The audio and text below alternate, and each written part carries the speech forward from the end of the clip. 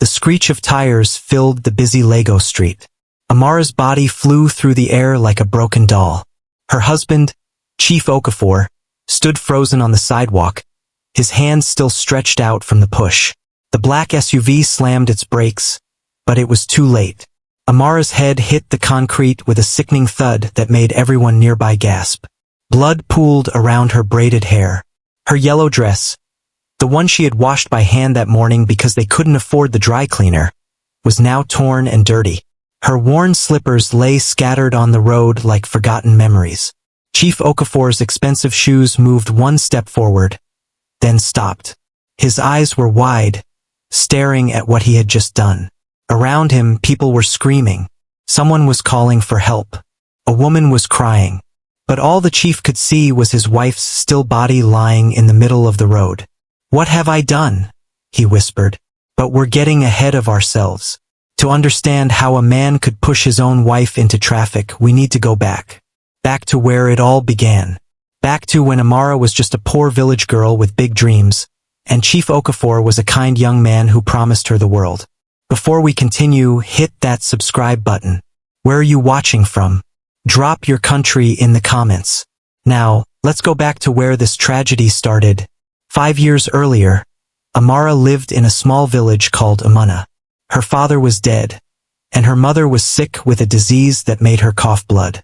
They were so poor that some days, Amara and her mother would share one meal of gari and groundnuts. That was all they could afford. Amara was 20 years old and very beautiful. She had smooth dark skin, bright eyes that sparkled when she smiled, and a kind heart that made everyone in the village love her. But beauty doesn't fill an empty stomach. Beauty doesn't buy medicine for a dying mother. Every morning, Amara would wake up at 5 o'clock when the roosters started crowing. She would fetch water from the village stream, walking barefoot on the red dusty path. The water pot was heavy on her head, but she never complained. After bringing water home, she would sweep their small mud house and make breakfast, if they had any food. Then she would go to the market to sell oranges.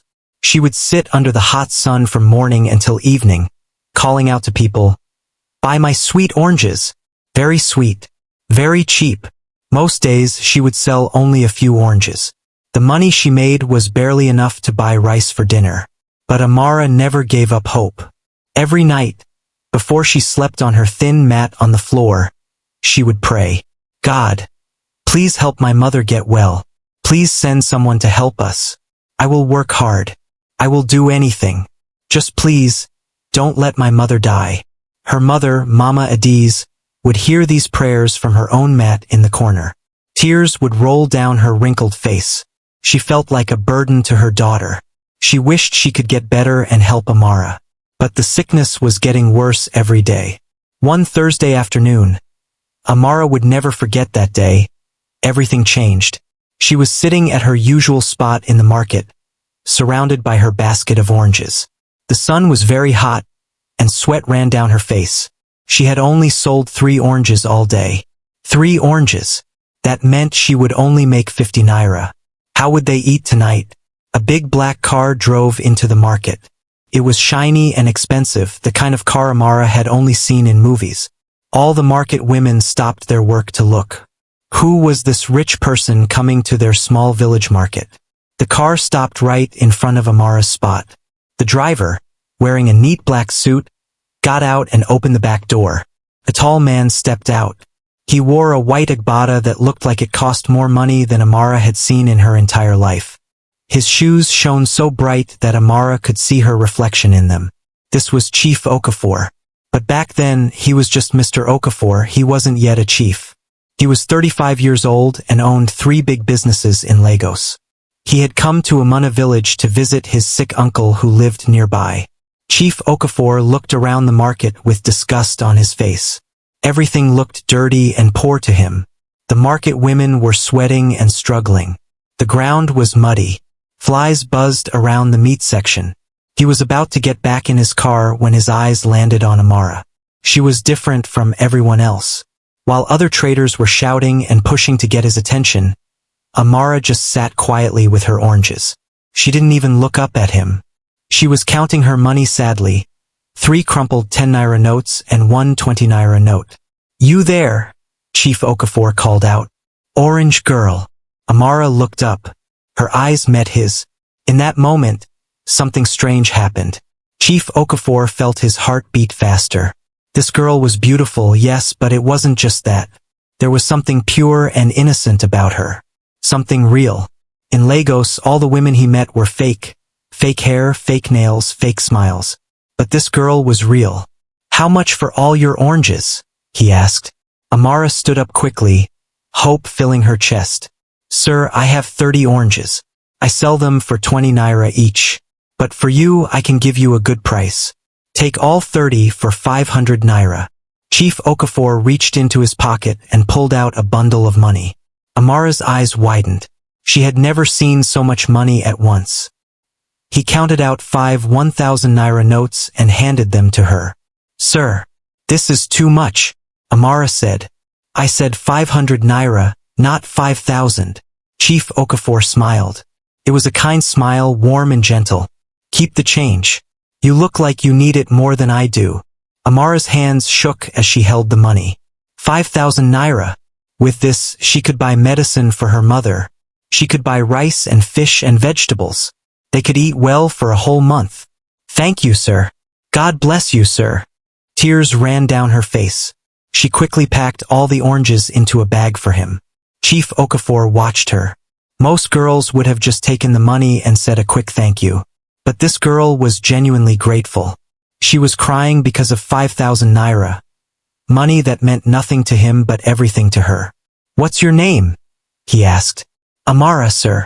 My name is Amara." "Amara," he repeated. "That's a beautiful name. It means grace." "Yes, sir. My mother named me that. She hoped I would bring grace to our family." Amara wiped her tears with the back of her hand. "And where is your mother now?" "She's at home, sir. She's very sick. That's why I sell oranges, to buy medicine for her." Chief Okafor felt something twist in his chest. This girl was suffering, working hard every day just to keep her mother alive. He thought about his own life in Lagos, spending money on expensive restaurants, buying cars he didn't need, living in a mansion with rooms he never entered. "Here," he said, pulling out more money.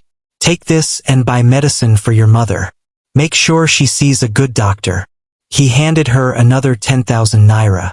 Amara fell to her knees right there in the market. "Sir, I cannot accept this. It's too much. I don't know you, sir. Why are you being so kind to me?" "Stand up," Chief Okafor said gently. "Don't kneel for me. Just take the money and help your mother." Amara stood up, but she was still crying. Chief Okafor noticed that even though she was crying, she was very beautiful. Her tears made her eyes shine like stars. "Can I visit your mother tomorrow?" he asked. "I want to see if she's okay." Amara nodded. "Yes, sir. We live in the small house near the big mango tree at the edge of the village. Anyone can show you where it is." Chief Okafor smiled and got back into his car. As the car drove away, all the market women rushed to Amara. "Amara, how much did he give you? Did you see his car? That man is very rich. You are lucky, Amara." But Amara wasn't thinking about luck. She was thinking about her mother. She quickly packed up her things and ran home as fast as she could. Her heart was beating with joy. Finally, God had answered her prayers. When she got home, she found her mother lying on her mat, coughing badly.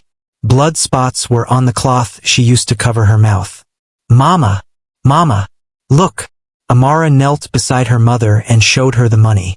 "A rich man came to the market today. He gave me 15,000 naira. We can buy medicine now. You will get better." Mama Adiz looked at the money with weak eyes. "How did you get this money, my daughter? What did you have to do?" "Nothing, Mama. I swear.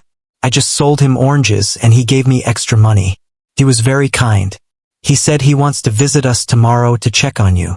Mama Adiz's face changed. Fear entered her eyes. "A rich man? Coming to visit us? Amara, you must be careful.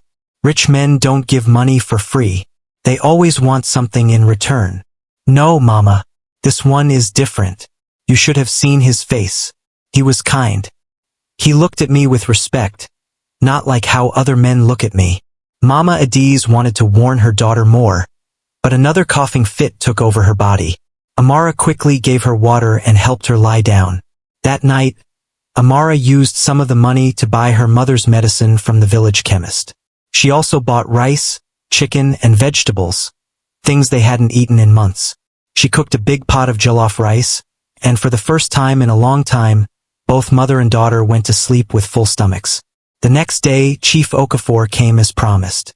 He brought a doctor with him, a real doctor from the city, not the village chemist. The doctor examined Mama Adiz and said she had tuberculosis. It was serious, but if she took the right medicine for 6 months, she could get better. Chief Okafor paid for all the medicine. 6 months worth. Amara couldn't believe it. This stranger was saving her mother's life. For the next 3 months, Chief Okafor visited Umana village every weekend. He would always stop at Amara's house to check on Mama Adiz. He would bring fruits, food, and sometimes money to help them. Amara began to look forward to his visits. Chief Okafor was always kind to her. He would talk to her about his life in Lagos. He told her about his businesses. He owned a big restaurant, a clothing store, and a furniture company. He told her about the city, with its tall buildings, busy streets, and bright lights. Amara would listen with wonder in her eyes. Lagos sounded like a different world, a world she never thought she would see. Chief Okafor fell more in love with Amara each time he saw her. She was not like the women in Lagos who only wanted his money. Amara was humble, respectful, and grateful. She took care of her mother with so much love. She never asked him for anything, even though he could see they needed many things. One Saturday evening, after 6 months of visits, Chief Okafor came to their house looking nervous. He was wearing his best agbada, and he brought a bottle of wine and kola nuts, the traditional items for a marriage proposal. Mama Adiz was much better now. She could walk around and even do small chores. The medicine had worked.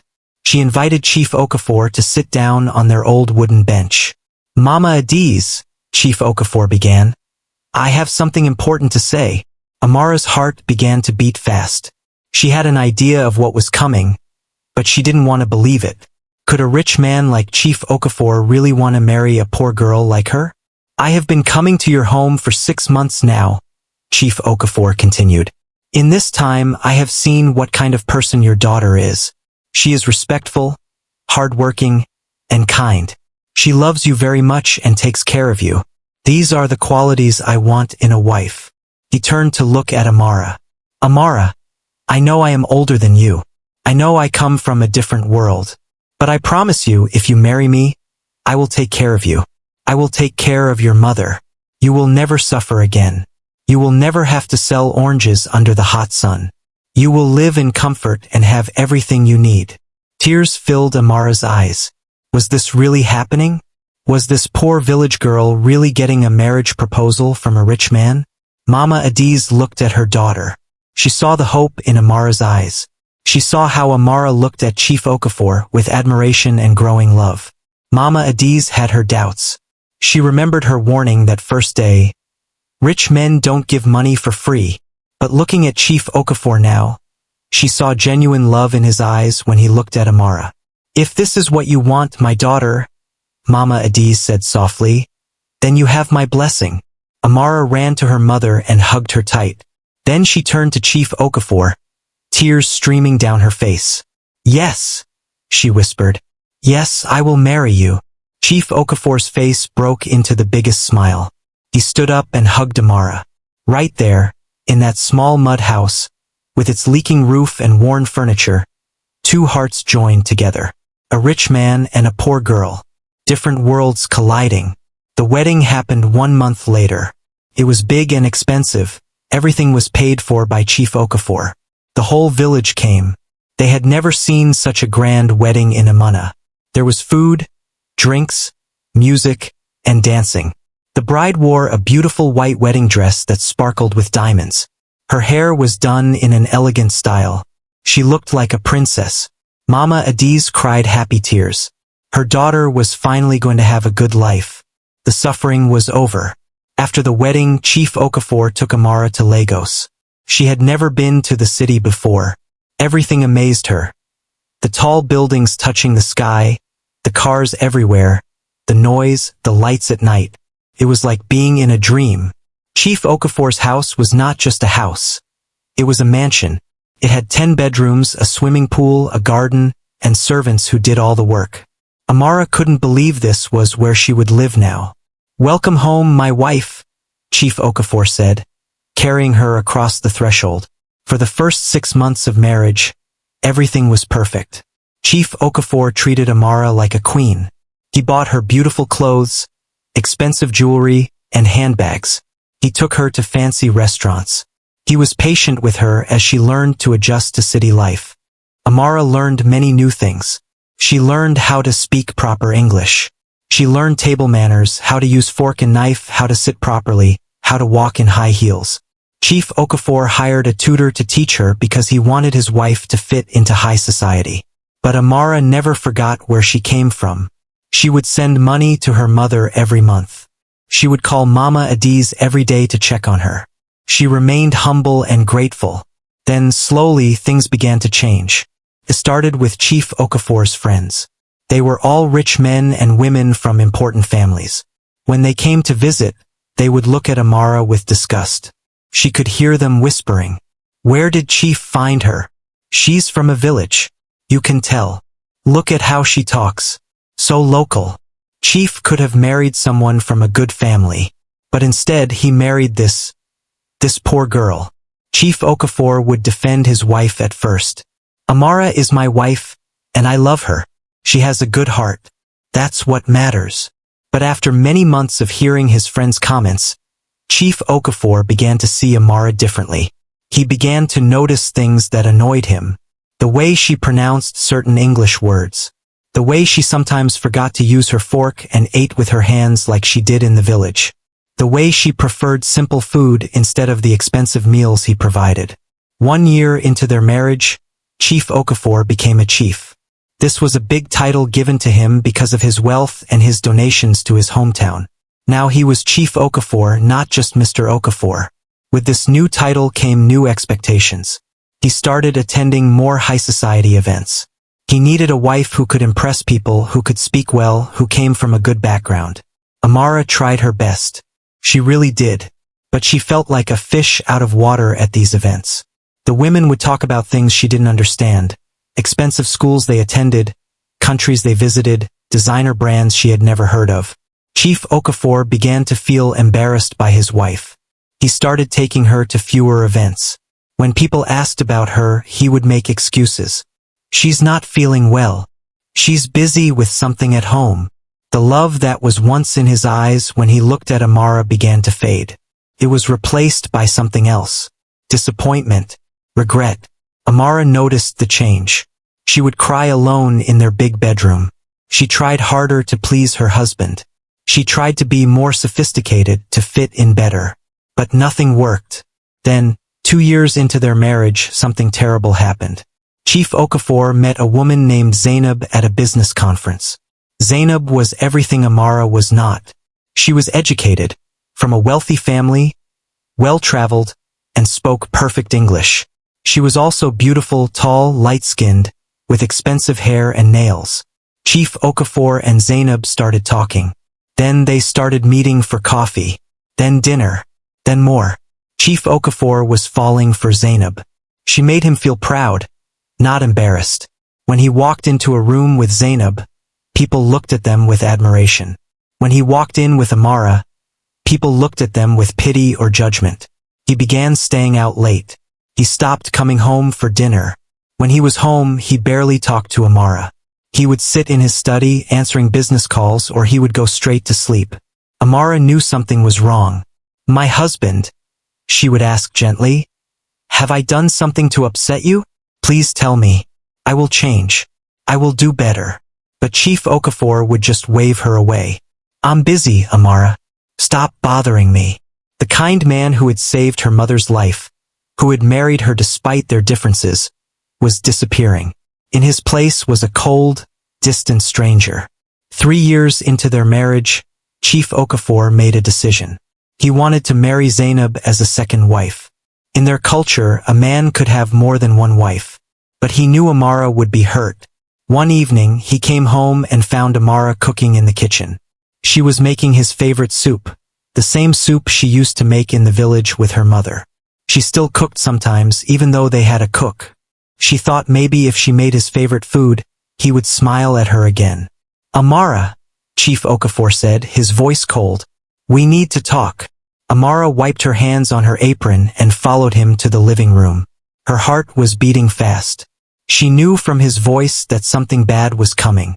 "Sit down," he commanded. She sat on the edge of the expensive leather couch, her hands folded in her lap. "I have decided to take a second wife," Chief Okafor announced. No emotion in his voice. He said it like he was talking about buying a new car. Amara felt like someone had poured cold water on her. "What? Another wife? But why? Have I not been a good wife to you? Have I not tried my best?" "Your best is not good enough," Chief Okafor shouted, standing up. "Look at you. After 3 years in Lagos, you still behave like a village girl. I'm embarrassed to introduce you to my friends. Do you know what they call you behind my back? Chief's charity case. They say I married you out of pity." Each word was like a knife in Amara's heart. I can change," she whispered, tears falling. "Please give me another chance. I will do better. I promise." "It's too late. I've already made up my mind. Zainab will be my second wife. She's educated, sophisticated, from a good family. She's the kind of wife a chief should have." "But you said you loved me," Amara cried. "You said my kind heart was enough. You said I would never suffer again." "That was before," Chief Okafor roared. "That was before I became a chief. Before I realized what a mistake I made marrying someone like you." The words hung in the air like poison. Amara's whole world was crashing down. The man she loved, the man she had trusted, was throwing her away like garbage. "Please," she begged, getting on her knees. "Please don't do this. I left my village for you. I changed my life for you. My mother is back there. And I'm here because you promised to love me forever." "Get up," Chief Okafor said with disgust. "Stop embarrassing yourself. The decision is made. I will marry Zainab next month. You will remain as my first wife, but Zainab will be my main wife. She will attend events with me. You will stay home." With that, he walked out of the house, leaving Amara crying on the floor. The next month, Chief Okafor married Zainab in a grand ceremony. He invited all his important friends. The wedding was even bigger than his wedding with Amara. The pictures were all over social media. Chief Okafor and his beautiful new wife. Amara watched from home. She saw the pictures online. She saw how happy her husband looked with Zainab. She saw what real love looked like in his eyes. He had never looked at her like that. Not even in the beginning. Zainab moved into the mansion. Chief Okafor gave her the best rooms, the best clothes, the best jewelry. Amara was moved to a smaller room in a different wing of the house. She was still legally his wife, but she was treated like a servant. The staff pitied her. They whispered among themselves, "Poor Madame Amara. Chief has forgotten her completely." Months passed. Chief Okafor barely spoke to Amara. When he saw her in the house, he would look away. Sometimes he would shout at her for small things. "Why is this plate not clean? Why are you wearing that old dress? Can't you walk quietly? Your footsteps annoy me." Amara was becoming a ghost in her own home. She spent most of her days in her room, crying and praying. She wanted to go back to her village, back to her mother. But she had no money of her own. Everything belonged to Chief Okafor. One day, Amara found out she was pregnant. For years of marriage, and finally, she was going to have a baby. Joy filled her heart. Maybe this would change things. Maybe when Chief Okafor knew he was going to be a father, he would love her again. She waited for the right moment to tell him. One evening, when he came home early, she approached him in his study. "My husband," she said softly, "I have good news." Chief Okafor looked up from his papers, irritation on his face. "What is it?" "I'm busy. I'm pregnant." We're going to have a baby. For a moment, just a brief moment, something flickered in Chief Okafor's eyes, but then it disappeared, replaced by his usual coldness. Congratulations, he said flatly, going back to his papers. Make sure you go to the hospital for proper care. I don't want any problems. That was all. No hug, no kiss, no joy. Just, congratulations. Amara's heart broke into even smaller pieces. The months of pregnancy were lonely. Chief Okafor never asked how she was feeling. He never touched her growing belly. He never talked about names for the baby. He was too busy with Zainab and his businesses. Zainab, on the other hand, was not kind to Amara. She would make mean comments whenever they crossed paths in the house. Look at you, Amara. Pregnancy doesn't suit you. You look even more local now. I hope this baby has Chief's looks and not yours. Maybe after you give birth, Chief will finally divorce you. Then you can go back to your village where you belong. Amara endured it all in silence. She had nowhere to go, no one to defend her. She was trapped. 7 months into her pregnancy, something terrible happened. Chief Okafor came home one day in a very bad mood. One of his businesses was failing. He had lost a lot of money. He was angry, stressed, and looking for someone to blame. He saw Amara in the living room, arranging flowers in a vase. Her pregnant belly was big now. She moved slowly, carefully. You! Chief Okafor shouted. This is all your fault. Amara jumped, startled. What did I do? Everything went wrong since I married you. You're bad luck. A curse. I should have listened to my friends and never married a poor village girl. Please, Amara said, tears already forming. I'm carrying your child. Please don't talk to me like this. That child. Chief Okafor laughed bitterly. That child is probably cursed too.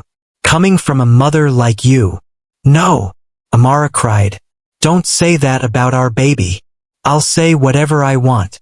This is my house. You are here because of my mercy. Don't forget that. Zainab appeared at the top of the stairs. She was enjoying the show. She loved seeing Amara suffer. Amara couldn't take it anymore. 5 years of marriage. 5 years of trying to be good enough. 5 years of being insulted and disrespected. Something inside her snapped. I may be from a poor village, Amara said, her voice shaking but strong. But I am still your wife. I am still a human being. I deserve respect. I deserve love. Or have you forgotten how you begged me to marry you? Have you forgotten how you promised to take care of me? Chief Okafor's eyes went dark with rage. No one talked back to him. Especially not Amara. Especially not in front of Zainab. How dare you? He shouted, moving toward her. How dare you raise your voice at me? I'm tired. Amara shouted back, 5 years of pain pouring out. I'm tired of being treated like trash. I left everything for you. My village, my mother, my simple happy life. And this is how you repay me? By bringing another wife. By insulting me every day. You ungrateful wretch. Chief Okafor grabbed Amara's arm roughly. After everything I've done for you, I lifted you from poverty. I gave you a good life. A good life. Amara cried. You call this a good life? Being lonely? Being disrespected? Being treated worse than your servants? I was happier in my village selling oranges. That was it. That was the sentence that pushed Chief Okafor over the edge. The idea that Amara was not grateful, that she preferred her poor life to the luxury he provided, it made him lose control completely. Then go back, he screamed. Go back to your village. Get out of my house. Get out of my life. He dragged Amara toward the front door. She was 7 months pregnant, but he didn't care. She was struggling, trying to free herself from his grip. Please, the baby. Think about the baby. But Chief Okafor was beyond thinking. He was beyond reasoning. 5 years of regret. 5 years of feeling like he made a mistake. 5 years of embarrassment. All of it exploded in that moment. He threw open the front door. Outside, the sun was setting. The street in front of their mansion was busy with evening traffic. Cars were speeding past, going home after a long day of work. "Let me go!" Amara screamed. "Please!" Chief Okafor pulled her to the edge of the sidewalk. The mansion's gate was wide open. Right in front of them, cars zoomed past on the busy Lagos road. "You want to go back to your village?" Chief Okafor shouted. "Then go. Leave now." And then, in a moment of blind rage, Chief Okafor pushed Amara. Not toward the gate, not back toward the house. He pushed her forward. Into the road. Into the traffic. Everything happened in slow motion. Amara's eyes went wide with shock. Her arms flew up, trying to catch balance. Her pregnant belly swayed dangerously. She stumbled forward, her feet leaving the safety of the sidewalk. A black SUV was coming fast. Very fast. The driver saw Amara too late. His eyes went wide. He slammed on the brakes. The tires screeched against the asphalt, making a sound like a dying animal. But the car was moving too fast. Couldn't stop in time. Amara's body flew through the air. Amara's body hit the ground with a terrible sound. Blood spread across the road like spilled paint. Chief Okafor stood frozen, his hands still stretched out from the push. People screamed and ran toward her. Someone called an ambulance. The driver of the SUV jumped out, crying and shaking. She came out of nowhere. I tried to stop, but everyone had seen what really happened. Everyone had seen Chief Okafor push his pregnant wife into traffic. Within minutes, police arrived and arrested him right there on the street. He didn't fight them. He just stared at Amara's body, finally understanding what he had done. At the hospital, doctors worked for hours to save Amara and her baby. Miraculously, both survived. Amara woke up 3 days later with a broken leg, broken ribs, and cuts all over her body. But her baby was alive and safe inside her. When Mama Adiz heard what happened, she rushed to Lagos and took her daughter back to the village the moment doctors said she could travel. 2 months later, in that same small mud house where everything began, Amara gave birth to a beautiful baby girl. She named her Grace, because God's grace had saved them both. Mama Adiz cried tears of joy, holding her granddaughter, grateful that her daughter had survived and was finally home where she belonged. Chief Okafor went to prison for attempted murder. During the trial, all his crimes came to light. How he had abused and mistreated Amara for years, how he had married another woman and pushed his first wife aside like garbage. Even his money and powerful friends couldn't save him. The judge gave him 15 years in prison.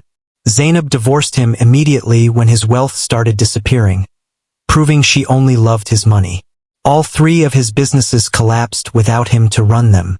His mansion was sold to pay his legal fees.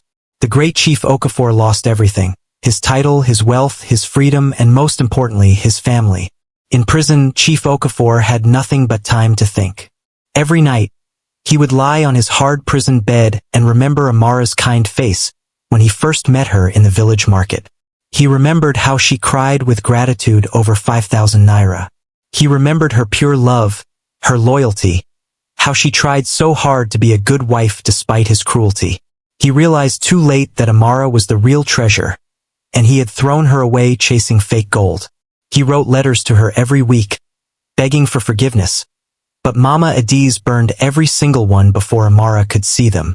"That man almost killed you and your baby," Mama Adiz would say. "He doesn't deserve even one more thought from you." 5 years later, Amara was happy again in her village.